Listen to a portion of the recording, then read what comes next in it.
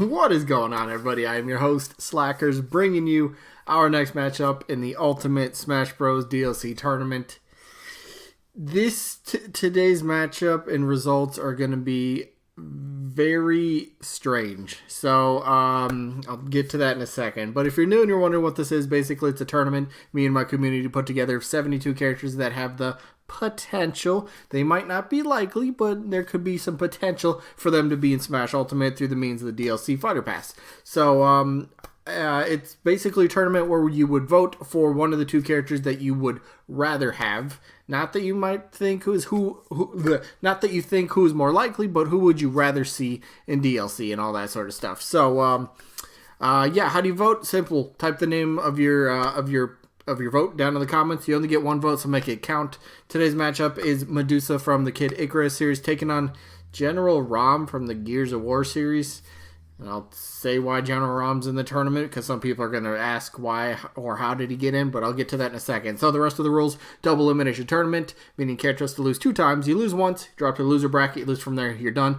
If there's ever a tie in the voting, I'll flip a coin on camera. You guys will see it, best way to break the tie, and it's the fairest way to do. So, and then each matchup, voting-wise, only stays up for 1 week. That way the tournament keeps on rolling. We keep getting new matchups, and it just keeps on going that way. So with that out of the way, let's go over the results. This one was a very strange one. All right, the results from last week was the match was Shadow the Hedgehog taking on Pura Nikos from Ruby, and so many people. I legit, I don't even know where to start, so I'm just going to show you the results.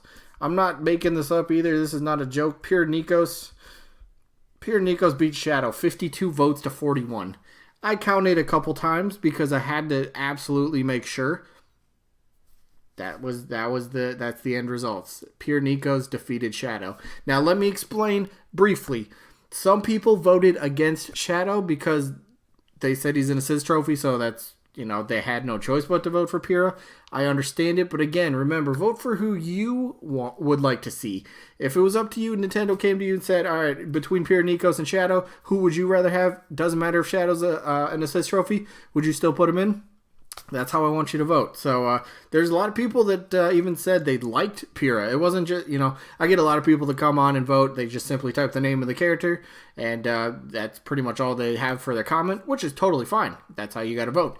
But there's quite a bit of people that were, I think a spear, or kind of like a spear wielder. She got like her weapon is 3 different weapons in one, and make a unique moveset. And there's quite a bit of comments that were kind of actually for her. And I know she's an anime, and some people are going to be really upset by that, but the votes didn't lie, and Pura's moving on. So that means Shadow lost in the first round of the tournament. I was completely baffled by that. I did not expect that to happen. Did not expect that. Why was she in the tournament? Same thing as General Raam. I asked you guys for suggestions when we did this tournament. Quite a bit of people. I probably had a handful of people, honestly, that requested this character. I knew nothing about her, but people requested her, so I put her in the tournament. That's why she's in. Same thing for General Raam. When I was asking for people, General Raam's name popped up, and I needed characters to fill out the tournament. General Raam's in the tournament.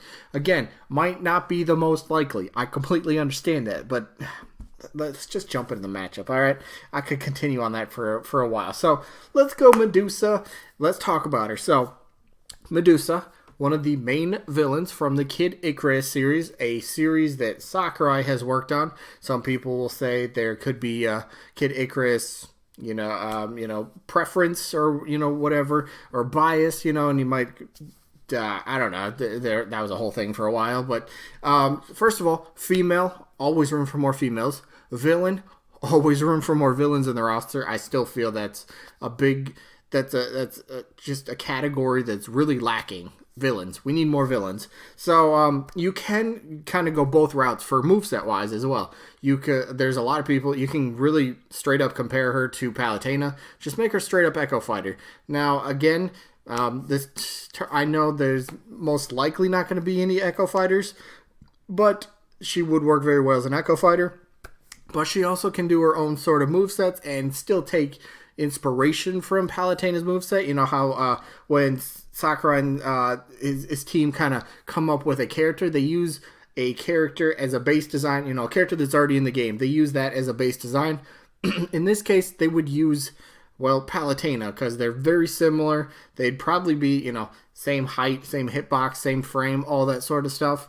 She's got her little staff. I don't know the exact name of it, but she's got that. So, twirling around the staff, pointing it and shooting out some magic. She's got like a what was it called? A pentagon little barrier, so like think of a pentagon, five sides on it, and maybe it kind of like circles around her or something, and then shoots out lasers from each point on the pentagon. You could do that. You got to do something with Medusa. You look at Medusa's eyes and you freeze, you become all stone. Do something with that. I don't know, maybe as a counter or maybe neutral B or something like that. But, you press B. So I've thought about it like this. Think about it as Mewtwo's down special. When, what the actual movie does? I don't know. When he looks at you and you get dazed for a couple seconds. That's exactly how this would work for Medusa. You get dazed. Instead of getting dazed, you would actually just turn to stone, so you would freeze for a couple seconds, and then Medusa can go into a few combo attacks from there or something. So it'd be a setup move. Absolutely, I think it makes sense. There's a lot of good things for Medusa. I get she's probably not the highest priority for Nintendo moving forward, going through the DLC Fighter Pass. If this was, the lead up to Smash Ultimate getting released, I think her chances would be higher. Obviously, they weren't. She didn't get in the game as a playable character. I get that. But if there's a new game, there's a good chance that she could, especially if we ever do get a new Kid Icarus game, in the near future. There's always that possibility. Some people might say, she's way too big. That would be your final Smash. Just turn into Mega Medusa, Giant Medusa, or something like that, and something like that. So she's got moveset. She's from a Nintendo series, so they wouldn't have to go out and get the third-party license. They can promote their own sort of character, and I think that she's got stuff that definitely works for her. Again, you could do a straight-up Echo version of her, of Palutena, or you could kind of go, her own unique sort of moveset and that sort of stuff. So it's a character that has potential. She really does. But, for DLC, probably not the most likely, but probably way more likely than her opponent, General Raam from the Gears of War series. Now, again, why is Raam in this tournament? Somebody requested him. I needed characters to fill out the tournament. He was a name. General Raam's in. So, first of all, why could General Raam make sense?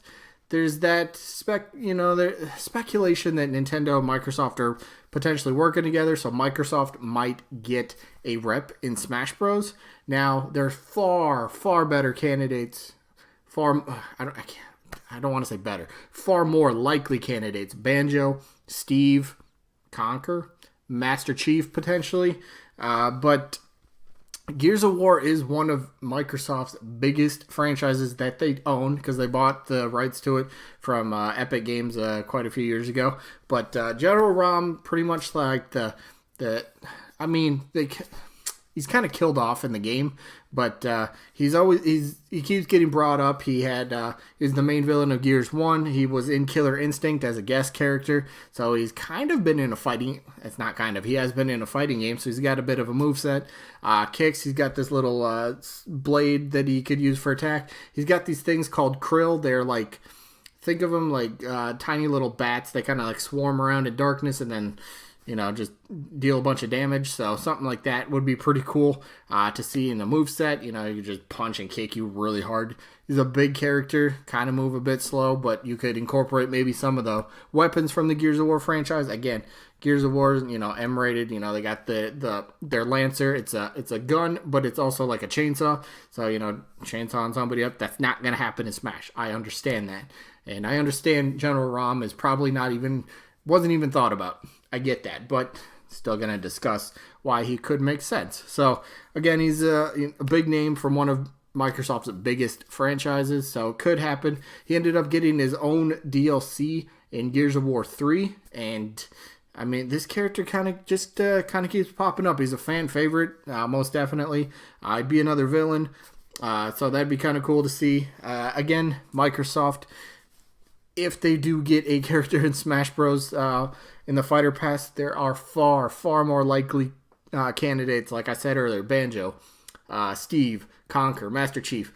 Those would be way more likely to happen than General Raam or, well, anybody from the Gears of War franchise. So for me, this one is easy. I'm going to vote General Raam.